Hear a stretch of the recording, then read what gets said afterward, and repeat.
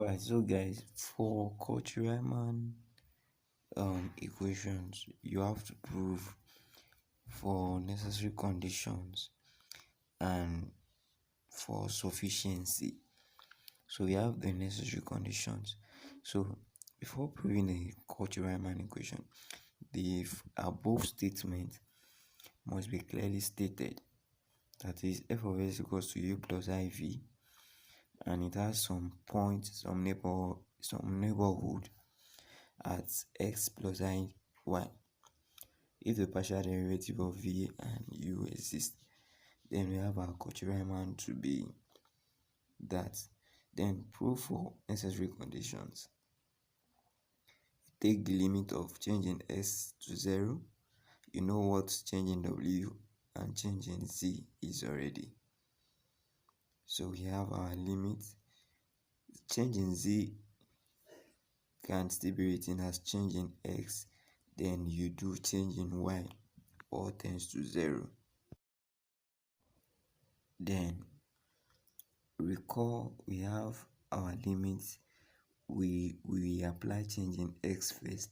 Now when we are applying changing x, knowing that we are doing the partial derivative with respect to y, and when we are taking the limit of changing y, that simply means that we are taking the partial derivative with respect to of v with respect to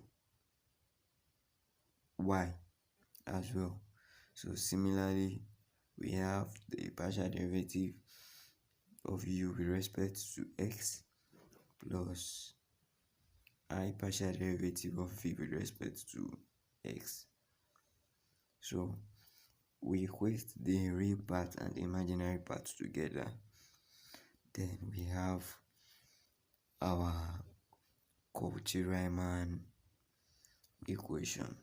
And it should be noted that 1 over I is still the same thing as minus I. So that is that. So we'll be proving for the sufficiency of Cauchy Riemann equation now. Now we are proving for sufficiency. Now suppose that f of s is differentiable at some s naught and y naught. So this simply means that z naught will be x naught plus iy naught, such that changing x also will be changing x plus I changing y. Then when we have our change in w, recall that from while proving for the first part, we have w to be f of z.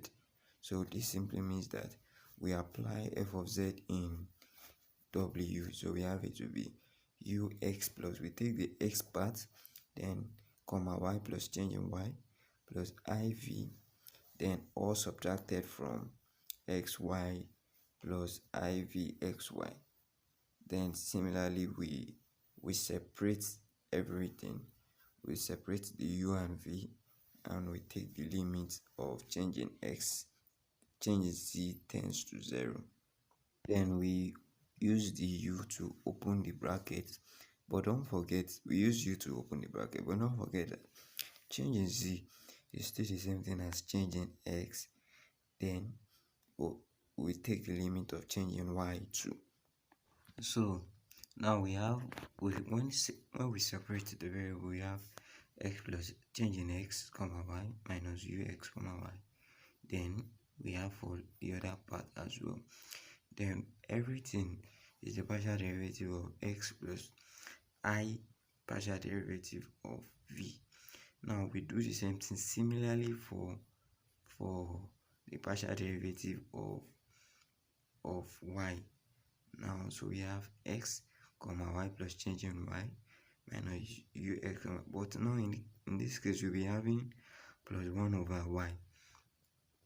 You get to be having plus 1 over y, but don't forget that 1 over y equals to minus I. Then we have minus I open bracket ui plus ivi. Ui and ux respectively are partial derivative of y and partial derivative of x. Then when we equate the two sides together, we have our Cauchy Riemann equation proved. So that is that for this video. Thank you.